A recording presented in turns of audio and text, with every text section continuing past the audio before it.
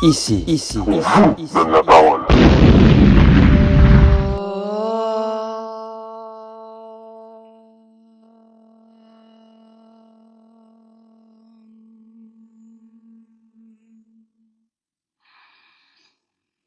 Swasti prajabhyaha paripalayantam nyayena margena mahimaishaha Go brahmanebhyaha shubhamastu nityam lokaha samastaha sukhino bhavantu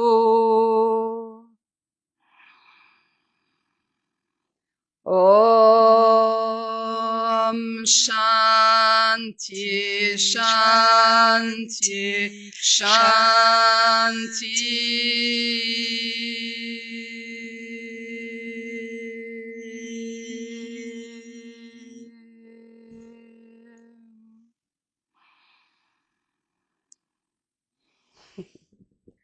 Merci Selena, bonjour, bienvenue dans l'émission La Voix de Calliope.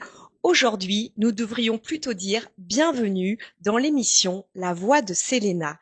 Car oui, Selena a une très belle voix. Et en plus, elle est sympa et elle est prof de yoga. Mais ça pour moi, ce fut beaucoup moins sympa. Et oui, en tant que journaliste en quête de vérité, j'ai souhaité bien maîtriser le sujet avant de l'interviewer. Et pour comprendre les dessous, en fait, des postures, j'ai enquêté pour voir ce qu'il en était. Et pour ça, il ne vaut rien mieux que le terrain. Alors, je me suis infiltrée incognito dans les cours afin de tester pour vous le yoga. Enfin, devrais-je préciser les yogas? Car pour les non-initiés, je peux vous dire qu'en Occident, il y en a une ribambelle. Ashtanga yoga, Vinyasa yoga, Kundalini yoga, Hatha yoga. Le fait d'avoir des difficultés à bien prononcer tous ces termes qui sont en sanskrit aurait dû me mettre sur la piste que cette enquête journalistique allait être très éprouvante. Et encore, je me suis épargné les yogas les plus athlétiques tels que le power yoga et l'acro yoga. Bref, autant vous dire que je ne serai jamais accro à des disciplines mêlant l'acrobatie au yoga. Quoique, il ne faut jamais dire jamais. Et pour celles et ceux qui se disent oh, le yoga, c'est cool. Eh bien non, ils n'ont jamais essayé la posture du Bakasana, autrement appelée posture de la grue, ou avec des variantes pour faire le héron ou le corbeau. Peu importe le nom d'oiseau, je peux vous assurer qu'il me manquait des ailes dans le dos pour pouvoir lever mes fesses vers le ciel avec la force des poignets et des doigts. Car en théorie, lorsque le poids de ton corps a suffisamment basculé vers l'avant, tu devrais sentir tes orteils doucement décoller du sol. En pratique, mon petit orteil n'a jamais décollé d'1 millimètre. Bon, vous l'aurez compris, pratiquer le yoga n'est pas une sinécure, à quelques exceptions près. J'ai apprécié le yin yoga, très doux, avec des postures lentes. Dans le cours, il y avait plein de gentilles mamies et moi. D'ailleurs, les gentilles mamies étaient 10 fois plus souples que moi. Et là, tu commences ta première leçon d'humilité. En revanche, il y a une posture pour laquelle, je vous jure, j'assure, c'est le Shavasana. Il s'agit de s'étendre sur le dos et de laisser reposer votre corps contre le sol. On l'appelle la posture du cadavre. On se demande pourquoi. Bref, tu t'allonges et tu ne fais rien. Et ça, j'adore. C'est aussi pour cette raison que j'affectionne aussi le yoga nidra, une pratique de relaxation guidée pour accéder à un sommeil conscient. Bon, des jolis mots pour dire que tu vas pioncer. Quoique, avec Selena, cela va être compliqué de faire une petite sieste. Avec son accent italien et son énergie Tout feu, tout flamme, elle te réveille et ensoleille ta journée de son rire qui s'embrase comme un rayon de lumière. Sa voix te berce, son énergie te porte. Originaire de Potenza en Italie, Selena débarque il y a une quinzaine d'années dans la capitale pour valider son master en sciences politiques, tout en menant en parallèle une carrière de comédienne. Et oui, Selena a dû comprendre de manière très intuitive que faire de la politique et jouer de la comédie, c'était un peu pareil. Elle embrasse donc ces deux univers pendant quelque temps. Mais je me suis promise de ne pas parler d'actu politique aujourd'hui, car sait-on jamais, peut-être que dans moins de 72 heures, nous aurons un gouvernement Le Cornu 3 et que mes infos seront déjà obsolètes, comme ce fut le cas lors de ma première émission. Bref, ce n'est pas le sujet, je m'égare. Enfin, pas tant que cela, parce que finalement, avec son master de sciences politiques en poche, Selena a travaillé à l'Assemblée, mais elle a signé une clause de confidentialité, donc nous n'en saurons pas plus. Comme les 6 ministres qui ne sont restés en poste que 24 heures, Selena a vite trempé un orteil dans la politique avant de déposer définitivement ses deux pieds sur le tapis de yoga en tant que prof. En 2017, Selena, tu crées Refuge Yoga et donne depuis des cours collectifs et pour des particuliers. Merci Selena d'être venue pour ma deuxième émission. Dans mon introduction, j'ai fait un petit parallèle avec la politique. Je t'en prie. Donc, comme je disais, en préparant l'émission, tu m'as surprise parce que tu m'as confié quelque chose de très surprenant. Tu m'as dit, le yoga, c'est comme la politique. Bon, c'est pas comme la politique, mais c'est absolument de la politique. D'ailleurs, je crois que ça a beaucoup plus d'impact aujourd'hui, le fait de faire du yoga ou d'enseigner le yoga plutôt que de faire de la politique, comme tu peux bien voir justement les infos quotidiennes. Non. Pourquoi? Parce que on a un impact sur les personnes quotidiennement déjà. L'enseignement, je pense que la politique, ça se fait déjà dans l'enseignement, hein. D'ailleurs, il faudrait vraiment une bonne réforme de l'instruction. Mais là, on va on va quitter le lieu de la politique et revenir Ah, mais ça au revient, yoga. hein. Ah, mais ça revient parce que ça me tient à cœur. Je pense que le yoga, c'est pour des personnes idéalistes, pour des personnes qui ont une vision du monde déjà, hein, Comme et les qui ont politiques, pour le coup, tu dirais? Le ça point de départ. devrait être, ça devrait être pour les politiciens. C'est pas toujours le cas, hein. Ok. C'est pas toujours le cas, bien sûr. On le voit d'ailleurs, et on les voit vite fait, hein, les Mm. personnes qui sont sans idéaux et qui arrivent pour d'autres raisons en politique. Même parce que je crois que les personnes avec des bons idéaux, finalement, ils quittent la politique. C'était mon cas. Ok. C'était mon cas.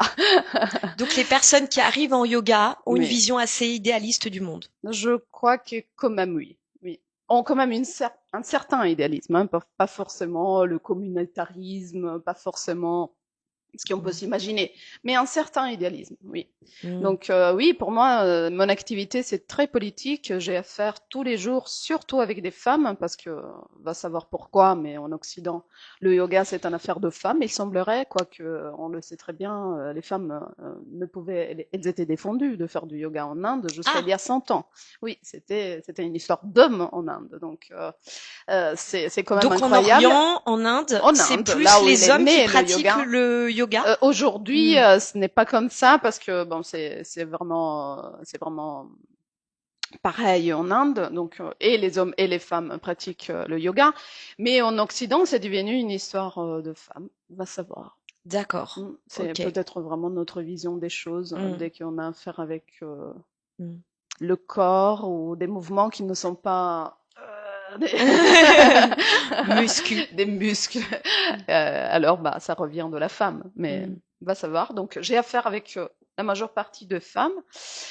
Et je dois dire que j'ai aussi une vision de plus en plus précise de ce qui touche hein, la femme, aussi les hommes, hein, bien sûr, j'en ai. Hein.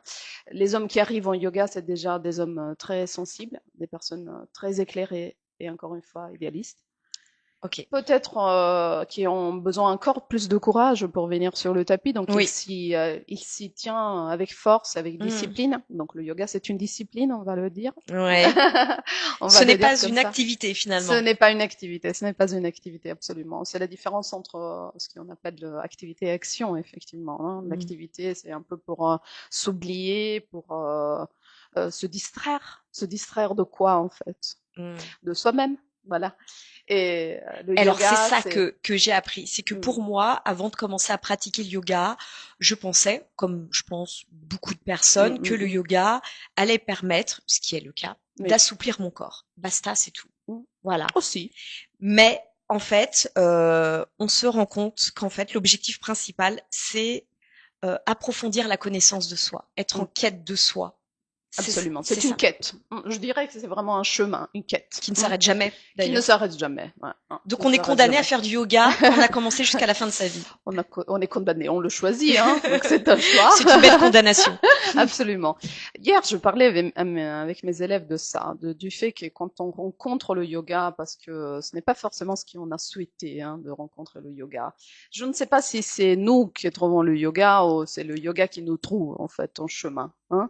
Mais peu importe la raison avec laquelle on arrive la première fois sur le tapis, que ça peut être voilà, je veux m'assouplir, je veux maigrir, ou, hein.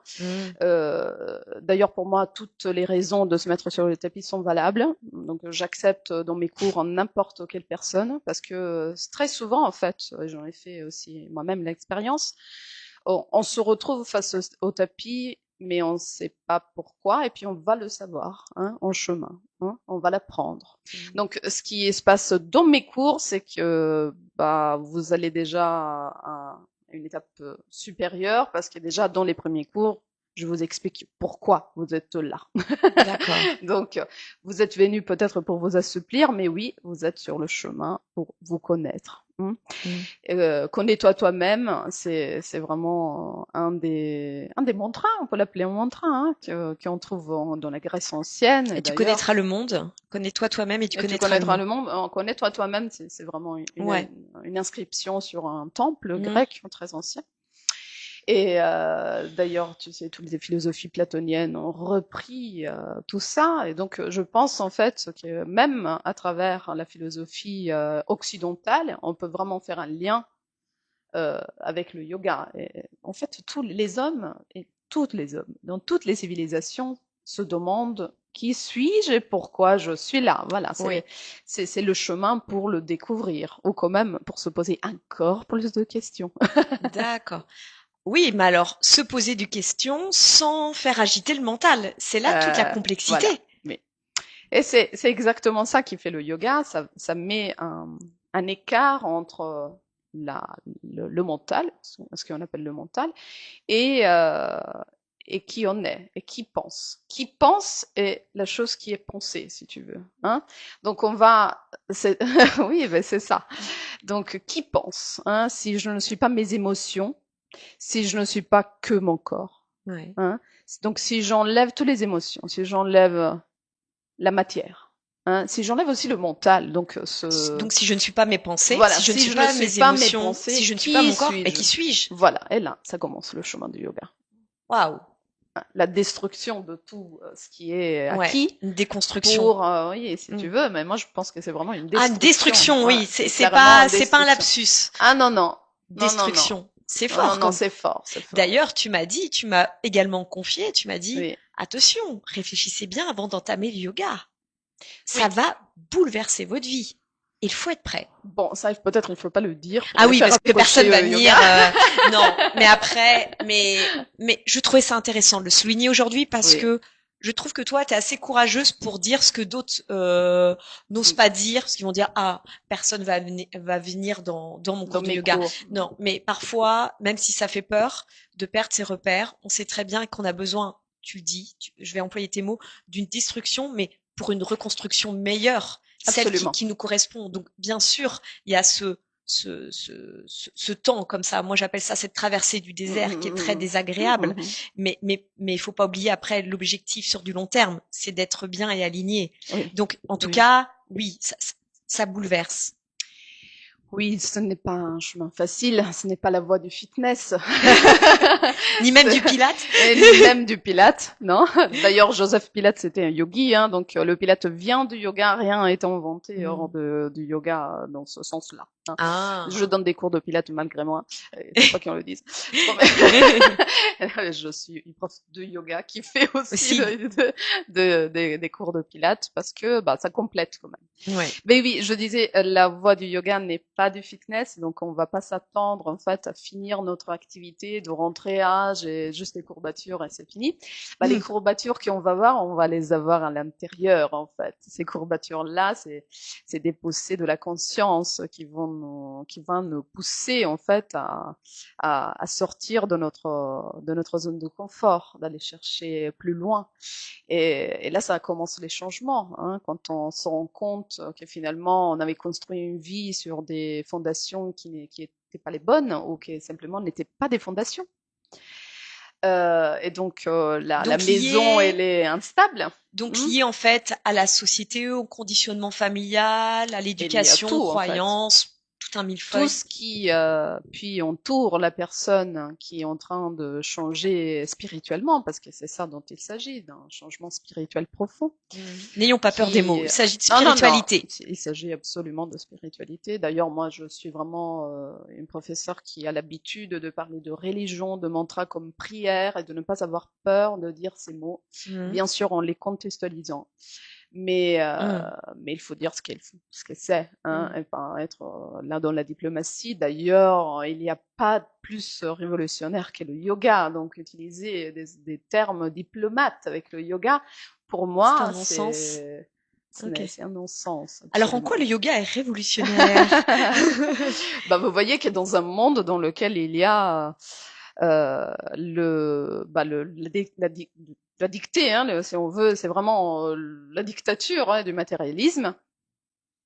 Si on enlève tout son pouvoir à la matière, quand même, on se rend compte que la matière est importante pour l'incarnation et pour la vie sur Terre. Avoir un toit sur la tête et remplir son frigo, absolument, quand même. Ça, les yogis aussi. Hein, faut pas trop se percher non plus. Tu vas pas nous faire vivre dans une petite cabane absolument, au fond des bois. Je ne suis pas ce type de yogi. D'ailleurs, le Raja Yoga, ce que j'enseigne, et donc l'Ashtanga, le Vinyasa et tout ce qui en dérive, donc tous les yogas de Patanjali. Hein, je ne sais pas si, j'évite de parler avec des gros mots en sanskrit. Mais Patanjali, c'est vraiment le compilateur du yoga, celui qui a mis pour les premières fois entre le 300 avant Jésus-Christ et le 200 après Jésus-Christ les Yoga Sutras. Donc c'est un peu comme la Bible hein, du yoga, si on veut. Hein. D'accord. Voilà, donc il y a un texte fondateur du yoga. Texte sacré? Oui, on peut le dire. Hein. En tout cas pour les yogis. Oui, bien sûr. Pour nous, ça l'est, hein, absolument. Et donc, je disais que il est révolutionnaire comme Patanjali l'était à 100 ans d'ailleurs. Hein, donc, tous les grands écrivains qui ont changé un peu l'histoire, et Homère aussi en Grèce, hein, c'est un peu la même histoire. Mais quelle était son histoire à lui, en fait? De Patanjali. On ne sait pas grand-chose, en fait, de Patanjali. Déjà, on ne sait pas qui est ce Patanjali parce qu'il y en avait 3 différents, un grammaticien, et puis lui, que c'était un compilateur, mais on ne sait pas grand-chose, en fait. Puis, à un moment, il y a aussi de la mythologie qui se fond dans l'histoire, où il était devenu moitié serpent et moitié Shiva, pour donner la science du yoga à la population, à la civilisation humaine, si tu veux. Mais donc, oui, la révolution vient quand même de la Terre, sûrement, mais du ciel au même temps. Donc, qu'est-ce qu'on fait, nous, quand on fait du yoga? On va faire une union entre la terre et le ciel. Hein, c'est important d'avoir les pieds sur terre. Oui. C'est ce qu'on disait. Avant tout, parce que on est des êtres terriens, terrestres. Hein, on est fait quand même de matière. Et ben c'est justement à travers cette expérience subtile hein, de la matière qu'on va pouvoir expérimenter l'élan vers le ciel. Hein, et on va faire un lien ce lien, on va le sentir dans tout notre centre énergétique, ce qu'on appelle la Sushumna. Hein, c'est une colonne vertébrale énergétique dans laquelle s'épanouissent les chakras. Vous avez sûrement entendu parler de ça. Voilà. On en a combien de chakras? Alors, disons qu'il y en a 7, mais puis bon, il y en a plein en fait. Hein. Ouais, les 7 principaux. Voilà. Et puis, il y a plein de nadis et chakras inférieurs. Alors, il y a énormément de théories là-dessus. Et le yoga, en fait, ce n'est pas que pour stimuler les chakras du bas. C'est vraiment pour un... Le yoga, c'est alors tu veux la définition de yoga. On en a plusieurs. Hein. Selon En tout Patanjali, cas, on la revient tienne, toujours à lui. ta vision du yoga et ta définition à toi, Ouais, mais finalement. Tu vois? absolument, je confirme que Patanjali avait raison. Donc oui, pour moi aussi, absolument, le yoga, c'est yoga chitta vritti nirodha. Qu'est-ce que ça veut Atchoum! dire? Et À ça tes veut souhaits. dire, merci. Cela veut dire que le yoga est l'arrêt de l'automatisme du mental. Hein?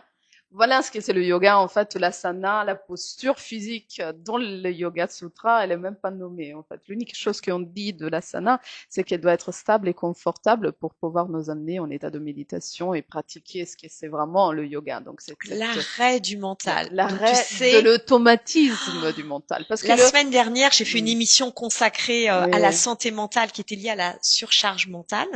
c'est Voilà, clair. surtout chez les femmes, le fait de C'est un penser grand tout le souci. temps. Peut-être aussi pour ça que beaucoup de femmes s'orientent aussi vers le yoga, mais est-ce possible? Ça a l'air d'être un défi un petit peu fou, en tout cas pour moi.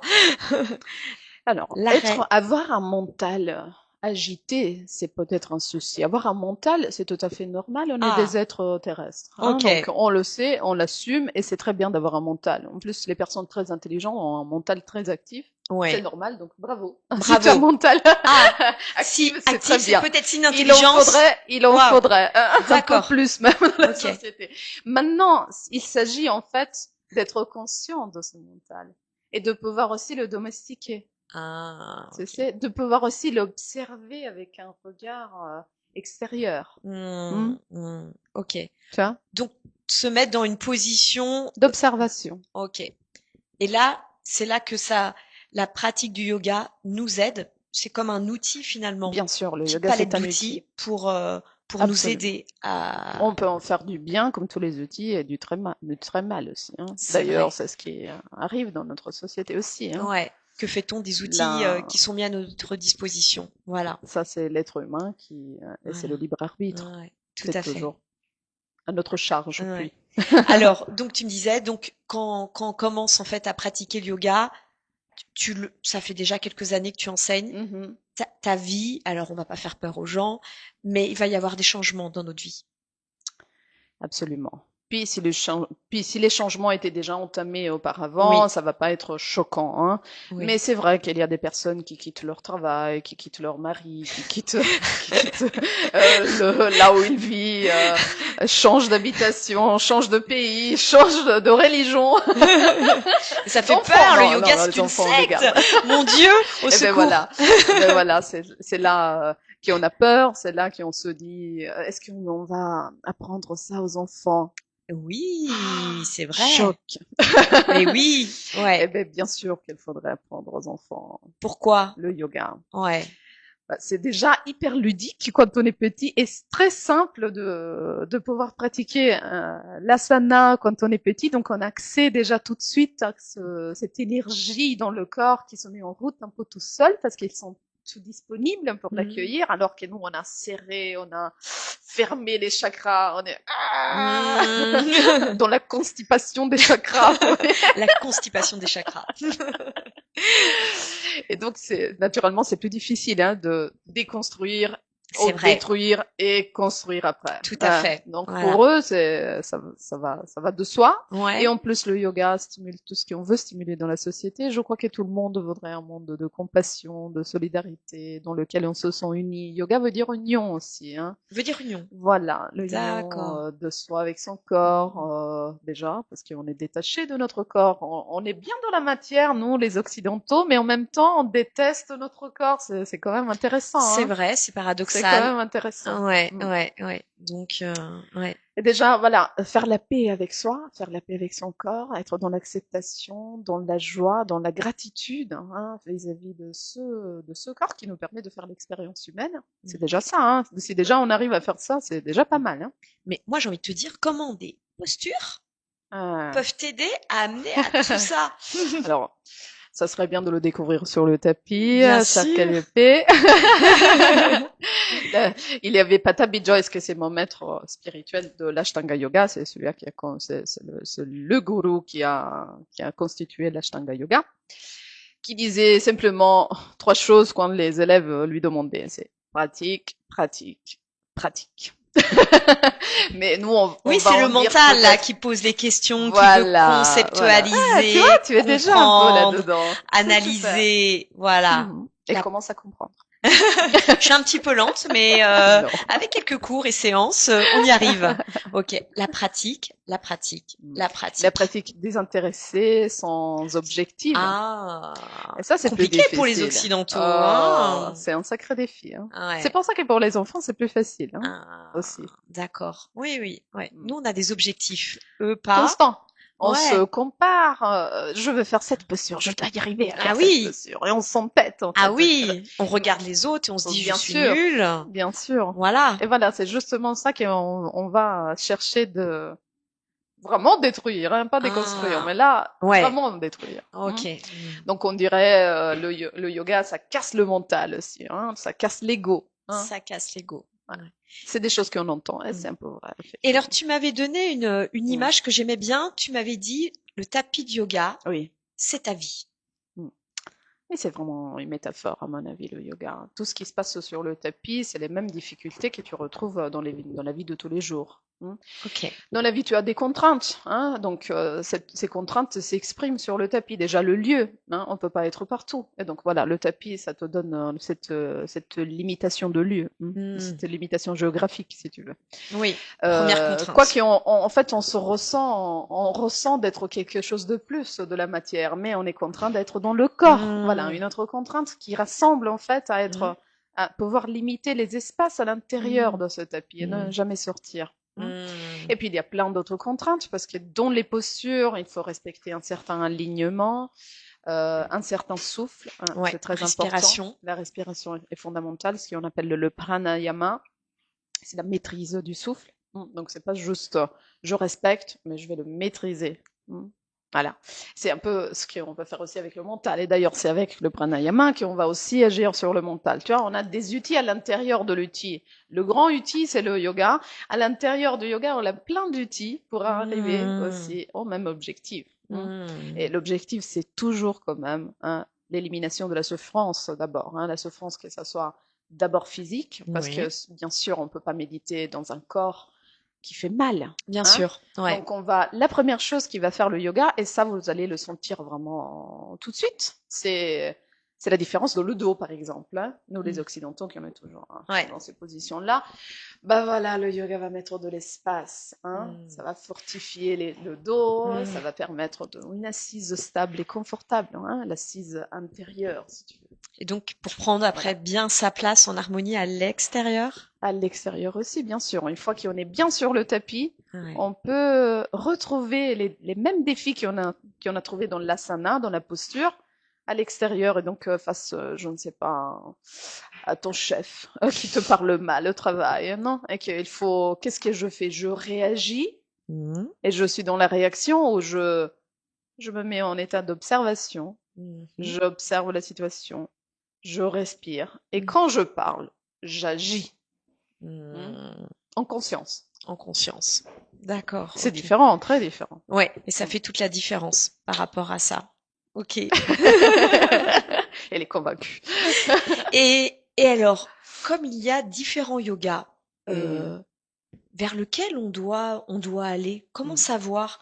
Il y a quoi d'être perdu? Ben, c'est clair, tu as totalement raison sur ça. Oui, il y a de plus en plus de types et de séparations dans le yoga, alors que c'est vraiment triste vu que yoga veut dire union. Hein. Donc bon, je mets une petite lumière là-dessus parce qu'il faudrait à un moment donné revenir juste au sens du yoga et à ce que c'est le yoga. Hein. Donc une communauté d'âmes hein, qui va vers l'élévation spirituelle. Hein. C'est juste ça. Hein. Puis faire cet asana d'une façon ou d'une autre façon, en fait, peu importe finalement. Peu Hein. importe. Peu importe. Mais bon, si on doit choisir, on est dans cette société, donc il faut choisir un Ouais. yoga. Le conseil, c'est vraiment d'essayer, hein, d'aller en Pratique. cours, oui, Pratique. oui, de pratiquer. Cours d'essai. Ouais, oui, oui. d'essayer parce que c'est vraiment très subjectif. Si on est des personnes très speed Oui. comme moi, le conseil c'est commencer par quelque chose de très physique, hein, parce Ah, que ok. c'est ça qui va casser et quand même chercher de Oui, parce discipliner que un si tu vas mental tout qui de est agité. suite au yin yoga ou ce que Ça, j'ai cité ça tout peut à l'heure au être trop yoga difficile. nidra, Ouais, ouais, on a ça va l'impression, agacer les gens qui oui, sont déjà super oui, agités, oui, oui. actifs et dynamiques. Par exemple, moi, j'ai bien fait une dizaine d'années seulement en yoga hyperactif, si tu veux. C'est un peu une contradiction, mais c'était un peu ça, hein. Maintenant, je me rends compte que c'était vraiment trop actif pour moi, hein. Ouais, Mais ça m'a permis, en fait, de rentrer dans le yoga par mm, la porte qui était la mienne. tout à fait. Voilà. Ok, Donc, ok. pourquoi pas rentrer? L'important, c'est vraiment de y aller. Puis, non, n'importe quelle porte, c'est la bonne. Et alors, tu as une petite actualité quand même, parce Ouais. que tu suis en parallèle, parce que tu le disais, Mhm. hein, tu es hyper dynamique, tu as toujours plein d'idées, Ouais, c'est un peu ça. et donc tu suis en parallèle une formation de yoga du son auprès Oui. de l'Institut de la Voix à Paris. Oui. Et à partir de novembre, Mm, tu vas mm, mm. proposer des séances individuelles en phonothérapie. Phonathérapie. Phonathérapie. Alors, qu'est-ce que la phonathérapie? Alors, la phonathérapie. Donc, la phonathérapie, je pourrais dire que c'est vraiment de la médecine quantique. Hein, donc, on en parle de plus en plus maintenant. Hein. Bon, qui dit yoga dit énergie. Hein. On Hmm. commence à parler d'énergie et il n'y a jamais de fin. Hein. Non, mais toute énergie, Quand on les commence, scientifiques seraient d'accord avec toi pour voilà. ne Bien pas te sûr. contredire. Jusque là, en fait, on est d'accord avec Jusque-là, on est d'accord, avec toute est les scientifiques. énergie, Maintenant, scientifiques et spirituels sont d'accord. Maintenant, qu'est-ce qu'on peut faire en fait avec l'énergie? Est-ce Mm. qu'on a forcément besoin de accélérateurs, de protons, je ne sais pas, je dis n'importe quoi parce que c'est pas mon domaine. Non, toi, c'est la politique et la comédie Oui, et oui, le yoga. quand même, on va rester là où là où on sait. Mais est-ce que l'être humain n'est pas un vecteur aussi d'énergie? Voilà. Mm. Est-ce qu'on n'est pas capable nous-mêmes, hein, avec notre propre sensibilité et avec notre propre antenne, si tu veux, de pouvoir canaliser l'énergie et en faire quelque chose. Mm. Hein. Bien sûr, il y a d'autres types de thérapie énergétique. Il y a le magnétisme, il y a des choses qui est sûrement la majeure partie de vous ont quand même entendu parler de ça. Oui. La sonothérapie fait partie quand même. Hein, on travaille avec la vibration, toutes les vibrations. Hein, vous l'avez entendu ça. Oui. Voilà. Et donc effectivement, on est d'accord aussi à la phonothérapie. On peut dire que tout est vibration. Maintenant, avec les phénomènes et l'étude de la physique quantique, on sait des choses. On sait par exemple qu'il y a le phénomène d'intrication, hein, pour Oui. lequel en fait on sait que des particules, elles peuvent donc une vibration, elle peut se densifier ou se comporter comme une onde selon si on met un regard dessus. Donc déjà ça, c'est quand même un peu exceptionnel et révolutionnaire. Et ça, c'est la physique quantique qui nous le Oui. dit, c'est Tout même à pas le fait. yoga. Mm. Donc ce qu'on fait nous, c'est juste proposer un applicatif. Hein, donc travailler avec les mantras, travailler avec le son, travailler avec le magnétisme aussi, parce que c'est ça dont il s'agit. Donc les mains et la sensation dans les mains, à force en fait de pratiquer le yoga, et surtout pour ma part, je suis quand même enseignante de yoga Kundalini, donc on utilise pas mal l'énergie dans nos séances. Par exemple, tu sais, quand on approche les mains comme ça, Oui. on les met devant le cœur, tu te souviens de ça, Oui. hein? Voilà, on commence après un peu à ressentir Tout l'énergie à fait. entre les mains. Et Même une ça, petite c'est une boule évidence. d'énergie comme Dragon Ball Voilà. dans mes souvenirs Bah, quand j'étais c'est petite. ça, c'est ça. Et donc, en Voilà. fait, quand on en fait l'expérience, Oui. on sait que ça existe. On peut Oui. pas le On nier, l'a hein. T'es pratiqué. d'accord? Oui. Voilà. C'est très bien. Et plus on pratique, en fait, et plus ça se développe. C'est comme un exercice, Mm. n'importe quel exercice. Tu Mm. vois? Donc, tout le monde est vecteur de cette énergie. Maintenant, il y en Mm. a comme moi, comme tous les autres qui ont été formés Un enseignant qui peut transmettre ou l'énergie passe à travers toi. On peut dire ça? oui, oui, Ok. absolument. Donc justement, en Absolument. quoi consistent ces séances très concrètement? C'est-à-dire que Oui. c'est un ensemble C'est un de... ensemble de techniques, c'est un protocole Ouais. vraiment. On commence avec des bilans, un bilan vocal, un bilan énergétique. Mm. Donc un bilan vocal, la voix, comment elle se pose, est-ce qu'elle est bien posée, est-ce qu'il y a un contact avec le Muladhara chakra, avec le Mulabandha, hein, que ça serait ce centre d'énergie qui est dans le bas du ventre, dans le haut du ventre, on peut l'appeler aussi Mm. hara, c'est un terme japonais, mais bon, ça veut dire toujours la même chose.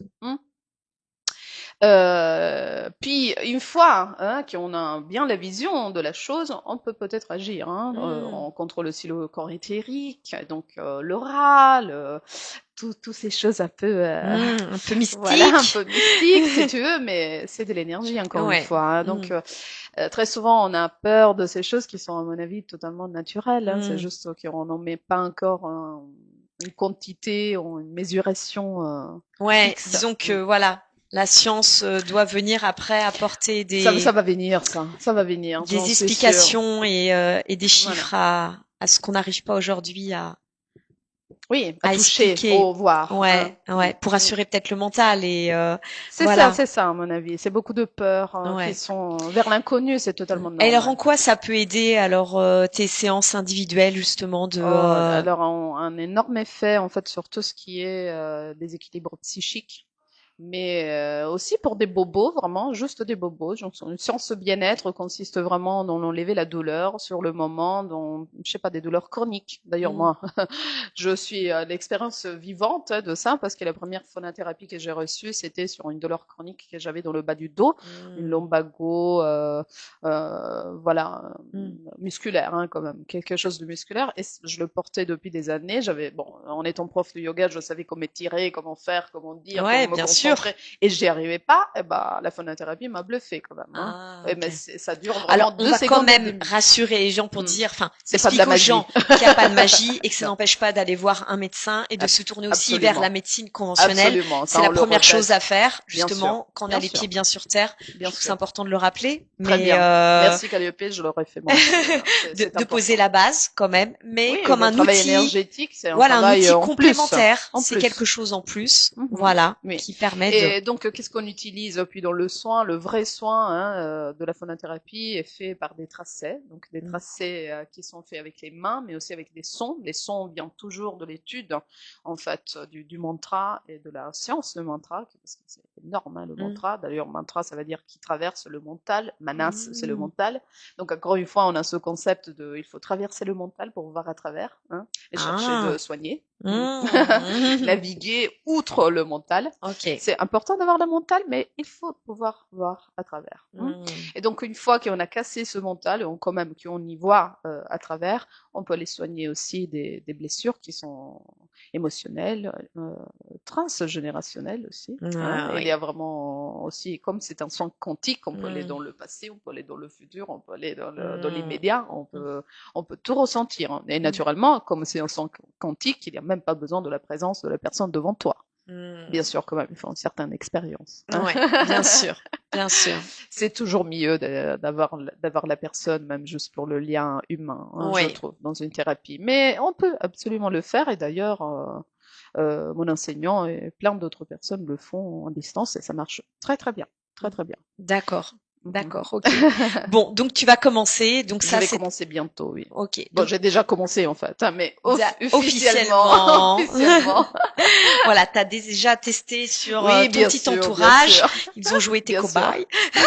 Bien sûr, bien sûr. Ok, mais tu commences à partir de mi-novembre. Et pour ceux qui voudraient en savoir plus, tu as une page Facebook et aussi un compte Insta public où il y a toutes les infos. Voilà, Refuge Yoga sur lesquels on peut aller chercher les informations pour savoir comment prendre rendez-vous avec toi, comment te contacter, et y compris aussi pour des cours. Alors, il me semble que tes cours collectifs sont déjà archi-bookés à peu près partout. Pour cette année, je crois que oui. Mais dans des cours particuliers à voir.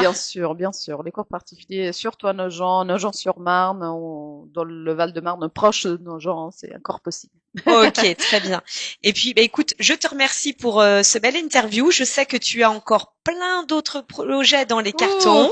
Voilà, parce que tu es un peu une multi-artiste et ça sera peut-être l'occasion de te revoir un jour sur le plateau. Voilà. Je te remercie. Avec plaisir. Merci beaucoup, Calliope. Merci.